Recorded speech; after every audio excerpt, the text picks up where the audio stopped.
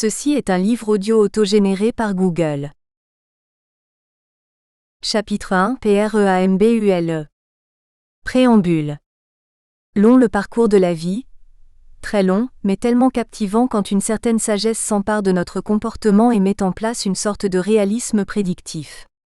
Cette entame, direz-vous, est très philosophique ? Certes, vous n'avez pas tort, mais vous n'avez pas raison non plus, car en regardant bien, il est possible de rester maître de beaucoup de situations.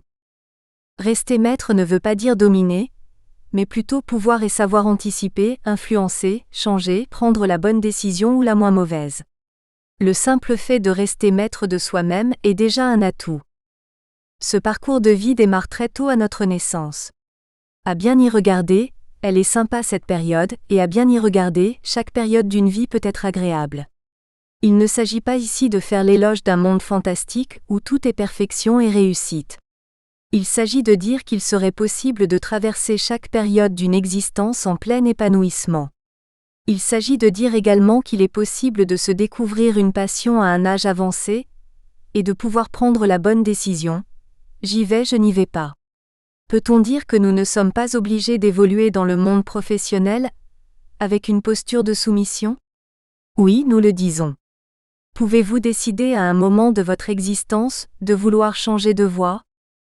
Oui, vous le pouvez, mais à vous d'y aller de façon réfléchie. Le nombre de questions de cet ordre est presque infini, mais l'important est de s'autoriser à se les poser. Afin d'appuyer l'importance de cela, je m'amuse souvent à proposer à des personnes avec qui je discute et qui se posent des questions, de mesurer l'impact que vont avoir deux tout petits mots placés avant et après un autre. Concrètement, quand des personnes se demandent pourquoi, je leur propose de se demander « et pourquoi pas ?» La question prend alors un tout autre sens. L'idée, avant d'entamer le comportement en milieu professionnel, est d'avancer que notre vie d'enfant, d'adolescent, avec l'accompagnement ou non des adultes, peuvent influencer l'homme ou la femme que nous serons plus tard. Influence à de nombreux niveaux, comportement, gestion des émotions, stratégie, relations avec autrui, etc. Nous allons voir que la vie d'enfant, d'adolescent va nous conditionner sur un comportement probable pour notre avenir. Comment allons-nous être accueillis ? Quelles connaissances aurons-nous des institutions que nous allons fréquenter ? Aura-t-on des explications ? Sera-t-on accompagné ? Il est possible que vous pensiez que votre vie d'adulte n'a aucun lien direct avec votre enfance, et c'est pleinement votre droit. Idée pleinement réfléchie ou simple déni, chacun s'est construit et se voit comme il l'entend. Il faut néanmoins se rendre à l'évidence, notre environnement éducatif va influencer notre avenir, nos réactions, et cela, même au travers d'activités de loisirs. Je prends l'exemple des merveilleux contes pour enfants et leur message subliminal. Nous pouvons y voir une métaphore de la vie sociale. Ces contes sont une initiation aux rôles sociaux. Ils contiennent tous des personnages gentils et méchants. Parfois certains personnages arbitrent l'histoire, tout comme dans la vie d'adulte. Vous savez les rôles de victime, harceleur et sauveur. Se crée alors chez l'enfant une première fausse hiérarchie du pouvoir, qui peut instaurer que le méchant est supérieur au gentil. Dans notre quotidien, cette mauvaise affectation hiérarchique ne concerne pas uniquement des personnages méchants ou gentils, nous la retrouvons dans les rapports avec autrui, dans notre vie d'adulte et surtout professionnelle. Un chapitre est consacré à ce thème. L'exemple le plus fort étant le conte Blanche-Neige qui est la victime, la sorcière endossant le rôle de harceleuse et le prince charmant celui de sauveur. Beaucoup de personnes traversent leur vie sans réellement décider mais surtout la subissent. Cet ouvrage est le fruit de mon expérience en tant que coach dans les entreprises, mais également auprès de particuliers. J'ai vu, et je vois trop de personnes qui ne s'autorisent pas, qui n'osent pas. Quand je creuse un peu le questionnement, je me rends compte que ce n'est pas réellement de leur faute, mais surtout du fait que lors de leur enfance, leur environnement leur a proposé une méthodologie de réflexion inadaptée à un avenir mené de front. Je précise fortement que ce fait, étant imputable aux aînés, n'est pas le fruit d'une volonté de nuire, bien au contraire, mais va se révéler être une maladresse involontaire. En aucune façon je n'avance que les parents ou autres sont fautifs. Toutes ces formes d'induction ont pour objectif la bonne éducation de l'enfant. Le chapitre consacré à l'enfance amène d'autres éléments. L'état d'esprit, le mental vont nous aider à bien naviguer, mais comment ? Lors de l'enfance, le rôle des parents, des aînés est primordial. Ces derniers ont-ils conscience que parfois le résultat de leur comportement n'est pas celui escompté? Se rendent-ils compte que parfois, souvent de façon inconsciente, dans les bons cas, ils agissent envers eux avant de penser à l'enfant?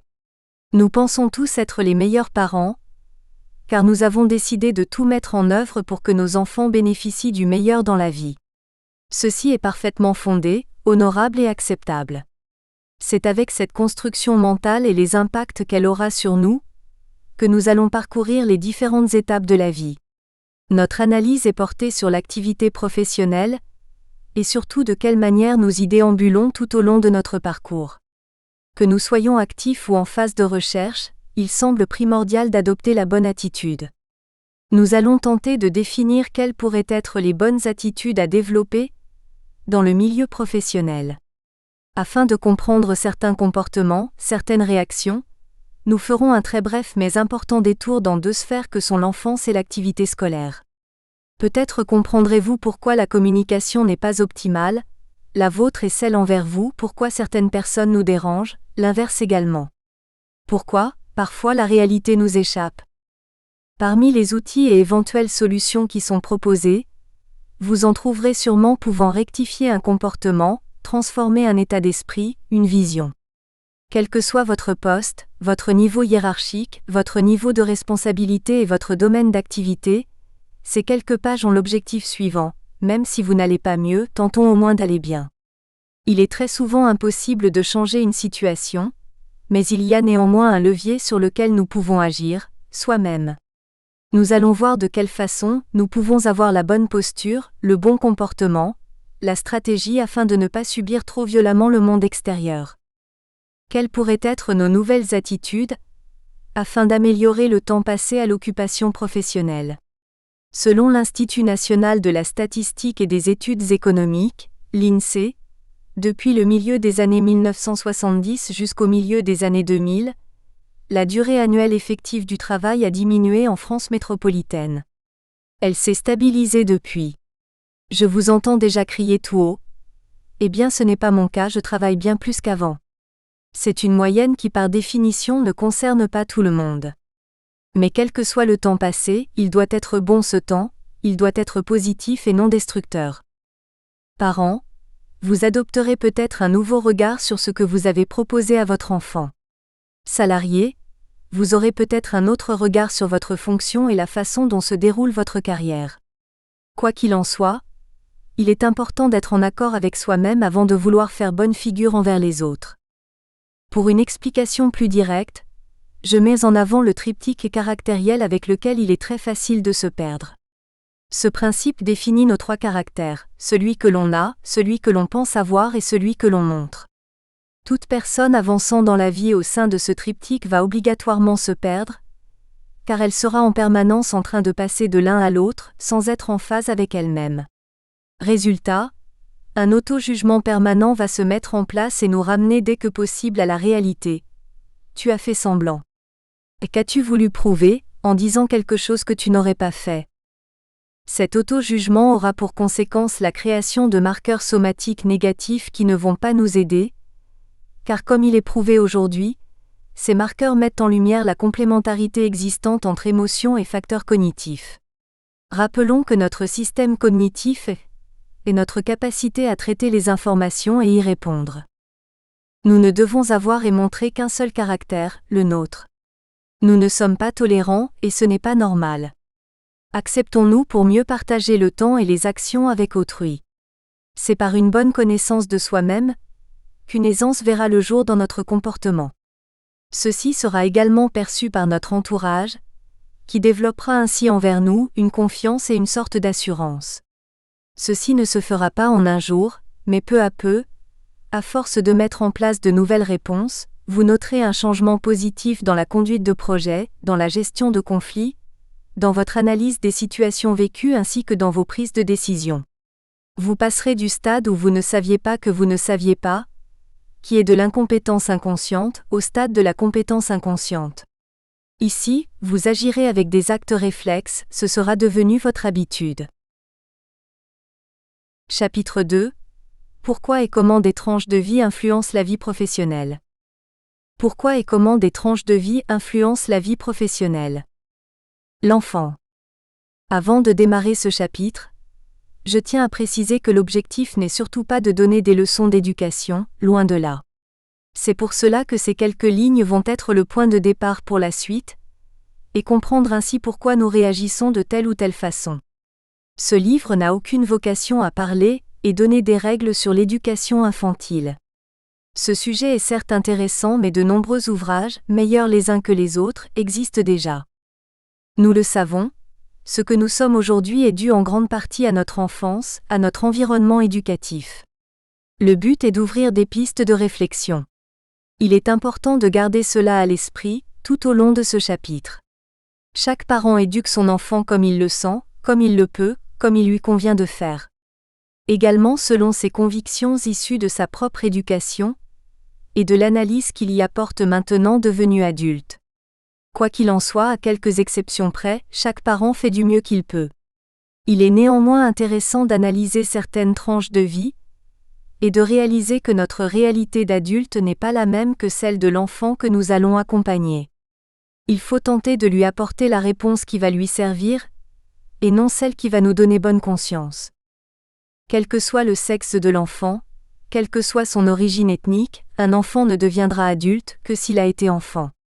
Rappelons que l'origine ethnique est en lien aux racines de l'enfant, et n'a aucun lien avec la citoyenneté, la langue ou nationalité.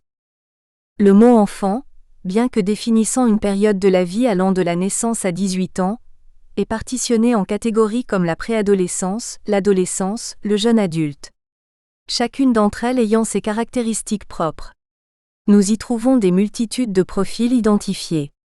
L'enfant tyran, l'enfant roi, l'enfant adulte, etc. Si nous affinons, nous trouvons également l'enfant aimable, rebelle, dynamique, perfectionniste, émotionnel, enthousiaste, intellectuel. Ce que l'enfant va pouvoir découvrir, entendre, voir, manipuler, tester va être capital pour son avenir. Il ne doit pas être assisté en permanence, et voir ainsi la réalité autrement qu'il aurait dû la voir. Par exemple, face à un jeu, il faut le laisser s'inventer ses propres règles et découvrir seul car tous ses sens vont être mis à contribution. Prenons un jeu de dominos, et laissons l'enfant faire des pyramides à la place de vouloir faire des combinaisons de nombres. Son autonomie se développera bien plus facilement, s'il bénéficie de moments seuls. Cela ne veut pas dire qu'il sera solitaire, ces deux aspects sont différents. N'oublions jamais que l'enfant n'est pas un adulte en miniature. Certaines étapes sont à respecter, certaines prendront plus de temps que d'autres, n'interprétons pas. Soyons patients mais néanmoins attentifs et lucides. Par exemple, la marche est généralement acquise entre 10 et 18 mois. Ce n'est pas parce qu'un enfant marchera à 10 mois qu'il sera nécessairement précoce intellectuellement. Donc ne le forçons pas à marcher. Il ne sera pas non plus en retard s'il marche à 18 mois. Il est naturel qu'un enfant développe ses phases à son rythme. Les provoquer ne sert à rien. Très tôt, vers 3 ans, l'enfant va traverser plusieurs étapes. La première étant la tranche préscolaire, qui est également surnommée âge d'or, et est caractérisée par un instinct propre au développement. Cette tranche de vie est marquée par un instinct gestuel et ludique, par une curiosité très marquée envers tout ce qui est inconnu. Cette curiosité sera encore plus nette vers 4 à 5 ans, appelée « âge des questions », et sera accompagnée par un goût prononcé pour les histoires et d'une disposition affective pour apprendre. Ceci étant, cette tranche d'âge possède une faible capacité de concentration qui se caractérise par un changement constant d'activité. L'adulte doit accepter cela. Lors de cette tranche d'âge, l'enfant va être confronté à une première séparation avec le domicile parental, par l'entrée en crèche, à la maternelle et tout simplement par la fréquentation du jardin public, ce qui va lui permettre un agrandissement de son champ d'intégration sociale. Nous y sommes. L'enfant agit maintenant dans un univers qui se complexifie par la diversité des acteurs. Comme très bientôt à l'école, puis au collège, lycée, pour certains la faculté puis pour tous, le monde du travail. Vient ensuite l'âge scolaire, qui est une période caractérisée par le bénéfice d'un équilibre psychique relativement stable, il est insouciant. À cet âge, il possède une meilleure capacité de concentration, de différenciation gestuelle et d'une réceptivité informationnelle meilleure. Cette période est très favorable à l'apprentissage. C'est vers la 10e année que débute l'âge scolaire second et il se poursuivra jusqu'au début de la puberté. C'est la meilleure période pour apprendre. Arrive enfin cette période délicate, selon l'importance qu'on lui apporte, qui se nomme la puberté. Je parle d'importance relative, car très souvent cette phase est très attendue par les parents ou les adolescents et elle se déroule parfaitement bien, tant sur le plan physique que psychique. Il n'est donc pas nécessaire d'y adosser absolument tout événement imprévu. Est-il réellement utile de conclure indifférent, une incompréhension par « c'est normal, il/elle est en pleine puberté » ou encore « ne t'inquiète pas, il/elle fait sa crise de l'adolescence ». Par expérience, très souvent, les fameuses crises de l'adolescence ont pour origine le comportement des parents. Cette période est critique par la modification brutale sur le plan physique, apparition de la sexualité, disparition des signes enfantins, modification des proportions, augmentation du poids, accroissement de la taille, qui peut engendrer une déstabilisation psychique. Ceci sous l'effet d'une instabilité hormonale. Beaucoup de changements comportementaux apparaissent. Il est possible de voir également une remise en question de l'autorité, un désir d'autonomie, conflit avec les adultes. Pour l'aspect social, le changement brusque de la taille et du poids peut détériorer le rapport aux autres, amener une mauvaise estime de soi. La parfaite confiance dans le couple parent-enfant doit se traduire par une résolution franche d'éventuels conflits. Pas de rejet. L'accompagnement se doit d'être sécurisant, bienveillant et confortable. Il est utile pour l'adulte de permettre à l'adolescent de faire des erreurs, de les analyser sans jugement. Par ce biais, la partie stratégique pourra se développer et une certaine prise de recul. Nous le voyons, par le bon comportement parental, l'enfant va traverser les étapes de son évolution tout en construisant la notion d'anticipation, l'acquisition d'un système de repères informationnels sur son environnement direct, la construction d'un référentiel de réponses variées, ceci par la mise en pratique d'un apprentissage sous la forme d'essais-erreurs, essais modifiés, le behaviorisme, la gestion des émotions. La scolarité et les premiers parallèles avec le monde du travail. Comment amener l'enfant à développer des compétences qui lui serviront de maintenant jusqu'à la fin de sa vie? Phase importante, car nous y avons été confrontés et c'est dès lors où nous avons commencé à bâtir l'être que nous sommes aujourd'hui. Ce chapitre n'a pas pour vocation de parler des problèmes pouvant être rencontrés lors de la scolarité et leur résolution. Il parlera surtout de comment l'adulte peut accompagner l'adolescent à réagir de façon optimale face à diverses situations. Ceci lui servira énormément pour la phase de vie suivante qui l'amènera à sa plus longue étape de vie, sa phase dite active. Comme le dit de façon très élégante saint Thomas d'Aquin et ce afin d'illustrer l'accompagnement, il est plus beau d'éclairer que de briller. Et nous allons constater que le lien avec le monde du travail apparaît très tôt.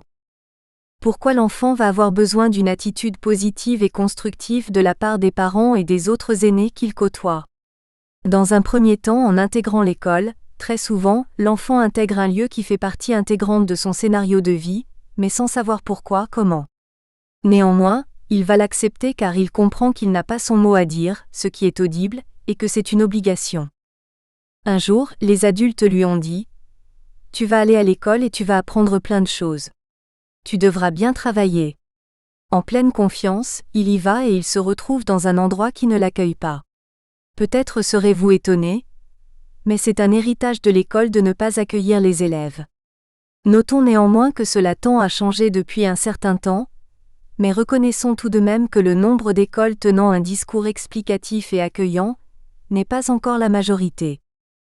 Combien d'enseignants ouvrent la première heure de la première journée, de la première année scolaire en disant « Les enfants, soyez les bienvenus dans ce lieu appelé école, voilà à quoi cela sert, voilà également à quoi cela ne sert pas. En moyenne, vous allez y rester X années, l'organisation est la suivante. Quels sont les bénéfices, quelles sont les contraintes et sur ce dernier point, comment nous allons faire pour qu'elle ne le soit plus? Le lieu école vit avec une culture héritée. Par tradition, l'école n'est pas accueillante et cela vient du principe d'obligation scolaire et son fonctionnement ancien qui a laissé des traces. Le fonctionnement ancien avec son port de vêtements uniformisés, la mise en rang, le pouvoir du maître sur la classe ont rendu ce lieu comme un lieu de contrainte. Moins au niveau de la maternelle, car l'aspect obligatoire est très récent et y existe une fonction maternante. L'obligation d'aller à la maternelle date d'une loi du 26 juillet 2019, ce qui est vraiment très récent. Autre idée reçue ou déformation structurelle de la pensée commune, ce n'est pas l'école qui est obligatoire, c'est l'instruction. C'est l'histoire de notre école publique qui s'oublie au fil des générations, mais c'est bien à travers d'elle que perdure l'aspect non accueillant. N'oublions pas que jusque dans les années 1950, elle était réservée strictement aux enfants issus des milieux populaires. Les enfants de classes plus favorisées étaient scolarisés dans les petites classes des lycées. Strictement aucun rapport avec les préoccupations actuelles dans les domaines de l'accueil et de la communication, qui sont des préoccupations principales du milieu professionnel. Mais à bien y regarder, il en est très souvent de même dans le monde du travail. Les entreprises, accueillent-elles réellement les nouveaux collaborateurs ? Quoi qu'il en soit, l'enfant arrive dans un monde où tout est fortement structuré, ce qui est déjà les prémices à l'accueil dans notre règle de fonctionnement sociétal. L'entrée à l'école est bien d'une importance considérable pour les enfants, car elle va permettre de structurer le rapport à l'institution. Comme dans toute relation humaine, la première impression, qu'elle soit d'amour ou de haine, va organiser la suite. L'école ne permet pas l'entrée des parents, pourquoi ? L'accompagnement jusqu'à l'entrée de la classe semble importante, afin que le lien avec la sphère familiale se fasse. Nous savons qu'à cet âge, l'enfant reste dépendant de l'adulte. Sa socialisation ne se développera pas avant la moyenne section, donc est-ce utile de dire « c'est bon pour lui, il va se socialiser ». Le processus de séparation est mal vécu, car il est trop brutal. À ce stade de la scolarisation, chaque jour doit amener un accueil personnalisé. L'enfant doit trouver à l'école maternelle quelque chose de l'ancrage fort à l'adulte qu'il trouve en milieu familial. Il va donc falloir aider le jeune à découvrir chaque étape scolaire différente, à trouver du sens, à profiter de son passage à l'école et mettre à profit le temps qu'il y passe. Également, lui apprendre les stratégies à mettre en place pour les contrôles. La jeunesse. C'est avec un regard accompagnateur et bienveillant que la présence de l'adulte va aider pour une construction morale et comportementale saine et propice à aborder un avenir professionnel sereinement. De nombreuses attitudes et décisions des adultes doivent se révéler être justes et cohérentes. Bon nombre d'adolescents ont compris la stratégie d'évitement de certains adultes qui paient des cours de soutien scolaire ou de remise à niveau pour se donner bonne conscience. L'adolescent aurait peut-être préféré une aide directe et un investissement personnel du parent. La pédagogie par l'interdiction est aussi trop répandue chez certains adultes. Prenons l'exemple des réseaux sociaux. Trop de parents interdisent l'utilisation de ces réseaux par les adolescents. Notons néanmoins que parfois cela se justifie par une utilisation abusive et inappropriée. L'interdiction est souvent basée sur une méconnaissance de ce qu'en font les adolescents. N'avons-nous pas dans notre monde professionnel des réseaux sociaux ? Les moyens de communication actuels dans les entreprises ne privilégient-ils pas la communication sous forme de courriel ? J'ai connu une femme travaillant dans une très grande entreprise française qui me racontait avoir communiqué par courriel avec un collègue travaillant dans le même bâtiment pendant des mois. Cette femme ne savait que son collègue était à un étage au-dessus du sien. Le plus drôle est qu'ils prenaient presque tous les matins l'ascenseur ensemble, qu'ils se saluaient sans savoir qui était l'autre. Voilà un des travers des moyens de communication modernes. Laissons-les à leurs réseaux sociaux tout en gardant un œil attentif à leur comportement, pas un regard intrusif. Aidons-les à avoir une réflexion sur l'avenir, les nouveaux métiers de demain, ceux qui disparaîtront. Se diriger intelligemment sur une filière plus que sur une autre également. De nos jours, nous avons des cohortes de jeunes qui se dirigent tous sur les mêmes filières, le commerce, la communication, le droit, le management, etc. À la fin de leurs études, ils seront énormément à postuler pour peu de places disponibles et donc ne serait-il pas plus judicieux, parfois de se diriger vers une voie révélée et choisie en fonction de la connaissance de soi ? Voilà une question intéressante à se poser. Est-il judicieux d'aller vers une voie où le nombre de candidats va être très important et donc limiter le nombre de places vacantes à l'emploi puisque ces dernières sont réservées aux meilleurs ? Parfois, n'est-il pas plus intelligent d'aller dans une voie qui nous correspond, qui nous plaît, même si elle est moins prestigieuse? Cette voie peut être révélée en abordant le thème des talents, les intelligences multiples, etc. Pour préciser ma pensée sur la voie qui va embaucher les meilleurs, j'émets un grand doute, car les compétences qui vont être utiles pour décrocher un poste sont très souvent loin d'être celles qui sont utiles pour y travailler. Par le comportement de l'adulte sur les résultats scolaires et les choix de l'adolescent, ce dernier va se construire une acceptation du résultat et ce qui en découle. La fixation et l'atteinte d'objectifs, la prise de recul et l'analyse face à l'échec, la gestion de la réussite par exemple, et la liste est loin d'être exhaustive. Ce qu'il faut retenir est que nous pouvons aider à aborder l'avenir en ayant de nombreuses compétences conscientes, voir le chapitre sur l'intelligence émotionnelle. Puis, arrivera le moment où il faudra faire le passage entre les études et le monde professionnel. Parfois, cela se déroule très naturellement, car la filière choisie propose la mise en relation entre professionnels et étudiants. Parfois, ce passage est moins naturel et il faudra aider en soutenant, accompagnant, rassurant le jeune adulte qui doit se confronter à cette recherche. Ceci est abordé dans le chapitre sur la recherche d'emploi. Cette démarche est un monde inconnu pour lui. Certes, le monde de la recherche d'emploi n'est pas hostile, mais il est loin d'être accueillant. Le chapitre qui est consacré à cela met en avant une stratégie, un comportement, une temporalité qui ne sont pas maîtrisés puisque ce sont des domaines inconnus. Là encore, la présence de l'adulte est utile. Similitude entre notre enfance et le monde du travail. Nous connaissons tous l'importance d'évoluer dans un lieu propre, clairement et facilement identifiable par l'enfant, avec si possible des ustensiles identifiés.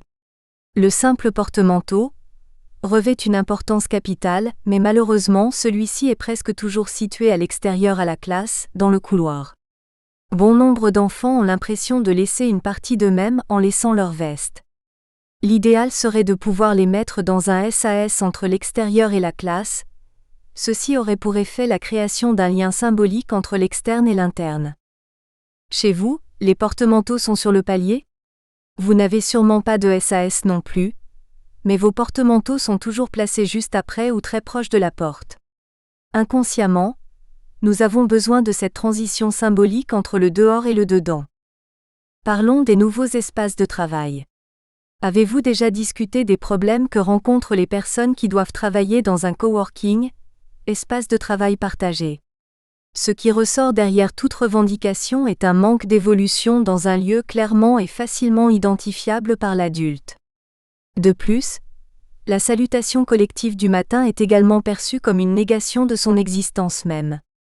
Tout comme la salutation globale du maître face à sa classe. L'accès à l'école va être la découverte d'un lieu structuré, et l'enfant va participer comme acteur principal à cela.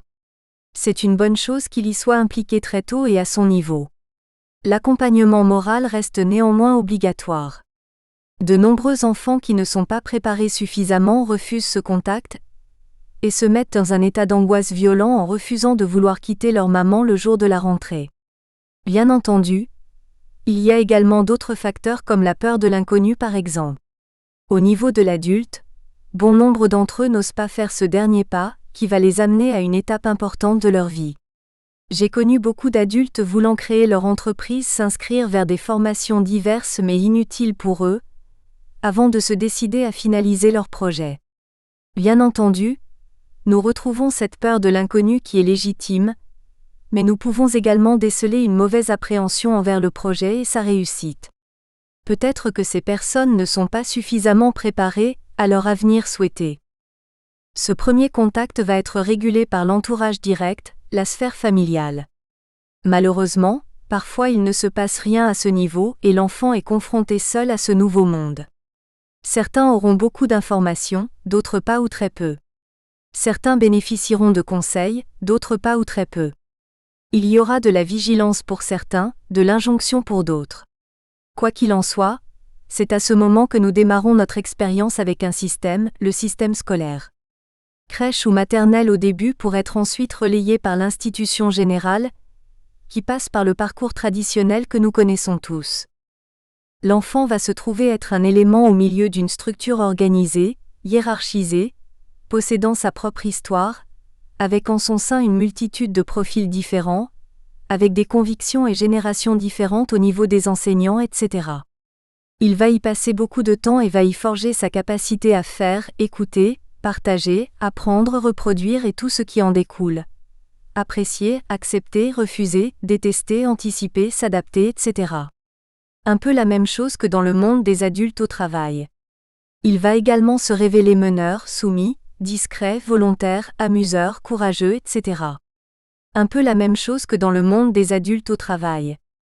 L'enfant va devoir évoluer en fonction d'une hiérarchie réelle ou imaginée par certains, d'une organisation bien établie. Il devra, aider ou pas, apprendre à être stratège, à gérer son temps, encore une fois, un peu la même chose que dans le monde des adultes au travail. L'influence de l'entourage va s'avérer être une pièce très importante dans cet échiquier qui va l'amener et le construire vers son futur. Un enfant qui entend en permanence un parent remettant tout en question, un autre qui sera d'un laxisme total, un autre plaçant l'enfant sous la menace, n'aura pas le même effet qu'un adulte aidant l'apprentissage par une responsabilisation de l'enfant et lui accordant sa confiance par l'apprentissage d'une stratégie efficace face à un devoir scolaire, un contrôle, une situation. Ce contrôle, ce devoir scolaire, cette situation sera plus tard un projet à mener à terme, une mission à réussir, etc. D'où l'importance d'accompagner dans ce pan de vie qui va devoir également générer des choix, des décisions. Certaines importantes, d'autres un peu moins. Tout comme des choix et des décisions font partie du monde de l'entreprise, du monde d'adulte. Des choix de filière vers la voie universitaire, la voie de l'apprentissage, l'arrêt des études, le choix d'une carrière militaire, institutionnelle doivent être aidés par la vie et l'adulte mais laisser la décision finale à l'adolescent. Ne pas faire preuve d'ingérence par l'adulte est un gage de construction de confiance en soi pour le jeune. L'enfant se sent ainsi responsabilisé.